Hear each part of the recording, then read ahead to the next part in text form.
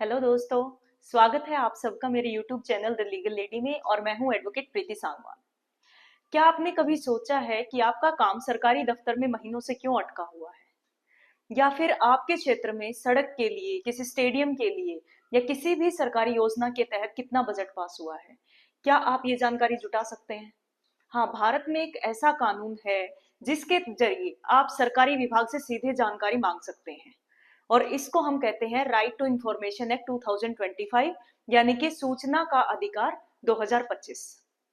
तो आज की इस वीडियो में हम ये समझेंगे कि आरटीआई फाइल करने की क्या प्रक्रिया है, और इसके अलग अलग पहलुओं पर बात करेंगे, जैसे कि आरटीआई होती क्या है और इसका उद्देश्य क्या है। फिर हम समझेंगे कि इसको फाइल कैसे करना है। फिर देखेंगे कि इसमें लिखा क्या जाना चाहिए, और अल्टीमेटली हम ये जानेंगे कि अगर आरटीआई के जरिए आपने कोई जानकारी मांगी और वो उचित जानकारी अगर आपको ना दी जाए तो उस सिचुएशन में आप क्या कर सकते हैं।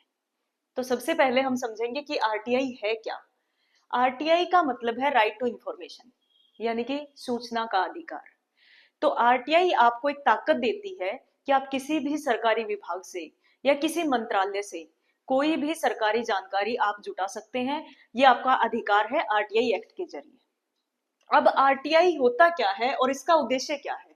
देखो, ठीक है, आपको जानकारी चाहिए और जानकारी आप कौन सी मांग सकते हैं, जैसे कि उदाहरण के तौर पर आप ये पूछ सकते हैं कि किसी सरकारी योजना में कितना बजट पास हुआ, या कोई सरकारी भर्ती है उसकी चयन प्रक्रिया क्या रही, या आप ये पूछ सकते हैं कि मैंने कोई आवेदन किया था वो फिलहाल किस स्थिति में है। तो इस तरह की सारी जानकारी आप आरटीआई के जरिए जुटा सकते हैं। इसका मेन उद्देश्य क्या है? इसका मेन उद्देश्य है सरकार के जो काम है उनमें पारदर्शिता लाना और सरकारी विभाग की जवाबदेही बनाना। ये आरटीआई का मुख्य काम होता है। अब अगला क्वेश्चन हमारा ये है कि आरटीआई फाइल कैसे करनी है। तो आरटीआई फाइल करने के दो तरीके होते हैं, एक होता है ऑनलाइन और दूसरा होता है ऑफलाइन। ऑनलाइन आरटीआई कैसे फाइल करनी है? ऑनलाइन आरटीआई के लिए आपको जो आरटीआई की आधिकारिक वेबसाइट है आरटीआई ऑनलाइन पोर्टल, उस पर विजिट करना है। जैसे ही आप उस वेबसाइट को खोलेंगे तो वहां पे एक ऑप्शन आएगा सबमिट रिक्वेस्ट। उस ऑप्शन पे आप क्लिक करें। उसके बाद जिस किसी मंत्रालय से या जिस भी विभाग से, सरकारी विभाग से आप जानकारी जुटाना चाहते हैं, उस ऑप्शन पे क्लिक करें। यानी कि वो पर्टिकुलर विभाग, वो आपका मंत्रालय आपने चुन लेना है। उसके बाद स्पष्ट शब्दों में आप अपना नाम व पता लिखें, और इसके बाद आपको जो जानकारी चाहिए वो डिटेल में लिख दें। इसके बाद ऑनलाइन 10 रुपए की फीस जमा करानी होती है और आरटीआई ऑनलाइन सबमिट हो जाती है। बहुत सिंपल सा तरीका है ऑनलाइन सबमिट करने का। लेकिन फिर भी आप चाहते हैं कि आप आरटीआई को ऑनलाइन सबमिट ना करके ऑफलाइन फाइल करेंगे, तो उसके लिए क्या करना है? एक कागज पर अपना पूरा आवेदन लिखना है। उसमें आपके सवाल स्पष्ट शब्दों में लिखे होने चाहिए। उसको संबोधित किसको करना है?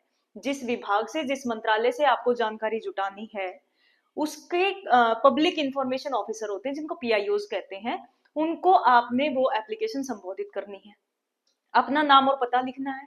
वही 10 रुपए की फीस आपको पोस्टल ऑर्डर या कोर्ट फीस स्टाम्प के जरिए लगानी होती है, और इस आरटीआई को आप भेज सकते हैं रजिस्टर्ड पोस्ट के जरिए, स्पीड पोस्ट के जरिए, और इस तरह से आपकी आरटीआई ऑफलाइन भी सबमिट हो जाती है।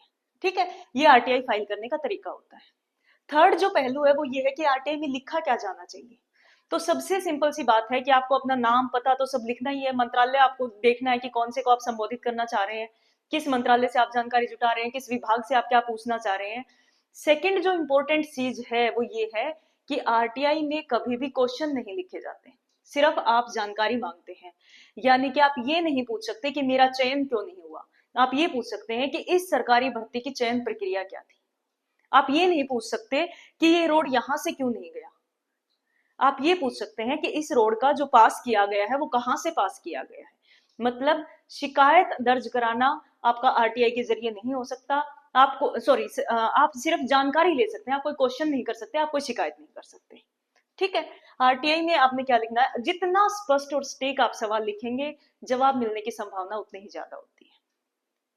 अब ये जानो कि अगर जवाब न मिले तो क्या करें। जैसे आपकी आरटीआई सबमिट होती है, किसी पर्टिकुलर पीआईओ जिससे आपने जानकारी मांगी है, जो विभाग, मंत्रालय जो भी है जिससे आपने जानकारी मांगी आरटीआई के जरिए, वहां जब आपकी आरटीआई पहुंच जाती है तो 30 दिन के अंदर आपके पास जवाब आ जाना चाहिए।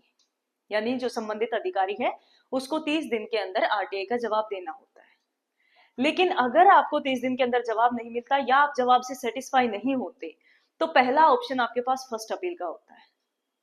अब फर्स्ट अपील के जवाब से भी हो सकता है आप सेटिस्फाई ना हुए हो, तो आप क्या कर सकते हैं, सेंट्रल इंफॉर्मेशन कमीशन में शिकायत दर्ज कराएं, या राज्य का सूचना विभाग होता है, वहां पे भी आपकी शिकायत दर्ज हो सकती है, जिसमें आप शिकायत कर सकते हैं उस पब्लिक इंफॉर्मेशन ऑफिसर के खिलाफ जिसने आपको जानकारी दी नहीं या फिर बहुत डिले करके दी है। तो इस केस में जो भी संबंधित अधिकारी है जिसने गलती की है, उस पर जुर्माना भी लगाया जा सकता है। तो सूचना का अधिकार भारत के आम नागरिक को बहुत बड़ी ताकत देता है, जिससे आप सरकारी विभाग से सूचना मांग सकते हैं, और आम नागरिक कोई भी एप्लीकेशन फाइल कर सकता है, आरटीआई के जरिए कोई भी जवाब मांग सकता है। इसके लिए ना तो कोई वकील की रिक्वायरमेंट है, ना ही कोई बहुत ज्यादा फॉर्मेलिटीज की जरूरत है। अगर आपको ये जानकारी उपयोगी लगी हो तो इस वीडियो को ज्यादा से ज्यादा शेयर कर दें, ताकि सारे के सारे लोग या बहुत सारे लोग अपने अधिकारों के प्रति जागरूक हो सके। धन्यवाद।